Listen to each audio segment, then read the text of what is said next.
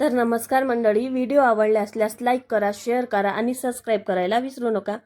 तर प्रथम आपण आलेलो आहे नामदेव पायरीचे दर्शन करण्यासाठी। इथं आता मी नामदेव पायरीचे दर्शन वगैरे केले आणि त्याच्याच मागे आहे ना मुखदर्शनाची लाईन लागलेली होती। तिथून आम्ही आधीच्या दिवशी मुखदर्शन केलं आणि हे मुखदर्शन डायरेक्ट जाते सभामंडपातून।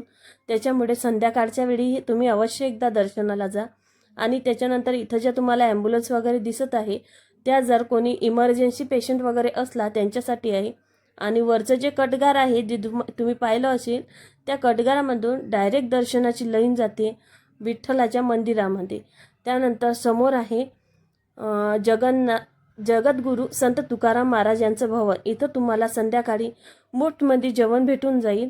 तर कोणी आलं तर कृपया करून इथं जाऊ शकता। त्यानंतर आम्ही एका आजीबाईजवळ गेलो आणि तिथून माळा वगैरे घेतल्या आणि नंतर गेलो होतो आम्ही पश्चिमद्वार इकून। आता इथं रुक्मा माता आणि त्यानंतर पंढरी राजा यांच्या दोन्ही कळसांचे दर्शन होते आणि ही आहे पश्चिमद्वारची गल्ली। तर इथं आहे ना 2-3 मंदिरं अशी आहे ज्याचे दर्शन मी तुम्हाला आता सध्या करून देणार आहे। तर प्रथम दर्शनासाठी आपण जाणार आहोत ताकपिठ्या विठ्ठलबाच्या दर्शनासाठी। आता इथं आजूबाजूला आहे ना या मंदिराच्या तुम्हाला ताक विकण्यासाठी बाया वगैरे दिसतील आणि त्यानंतर इथं मोबाईल अलाव नव्हता पण तरीही मी काढण्याचा प्रयत्न केला थोडाफार।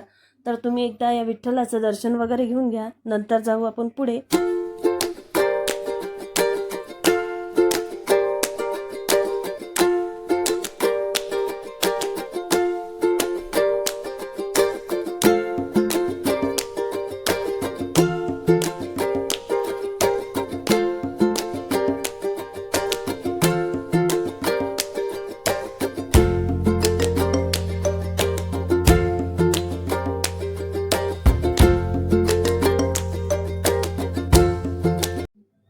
तर इथं आता श्री विठ्ठल आणि रुक्माबाईचं दर्शन घेऊन आता आम्ही जाणार आहे बाहेर। आणि समोरचं मंदिर कोणतं आहे चला तर तुम्हाला दाखवते, तोपर्यंत व्हिडिओ पाहत राहा।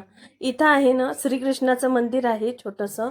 त्याआधी आपल्याला दर्शन होते श्री सिद्धिविनायक गणपती यांचं।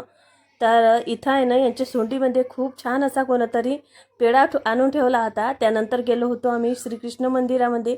आता इथची जी मूर्ती आहे ते काळा पाषाणाची आहे आणि आजूबाजूनही 2 खंडित झालेल्या मूर्त्या आहे।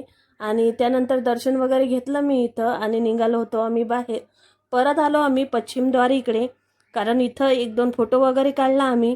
त्यानंतर चाललो होतो आम्ही परत आमच्या वारकरी सदन इकडे। त्यानंतर आमची थोडीफार आणखी काही शॉपिंग राहिली होती, पेढा वगैरे घ्यायचा राहिला होता आणि थोडासा प्रसादही घ्यायचा राहिला होता।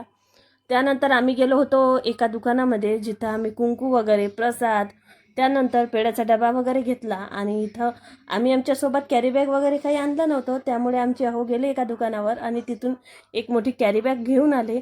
त्यानंतर परत मी त्यांनी एक फोटो तिथं काढला आणि निघालो होतो परत येण्यासाठी।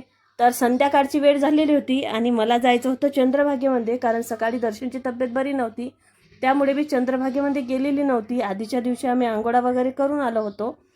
त्यानंतर मी इथं 1-2 फोटो वगैरे क्लिक केलं आणि चंद्रभागे मातेला नमन करून आम्ही निघालो होतो आमच्या पुढच्या प्रवासाकडे।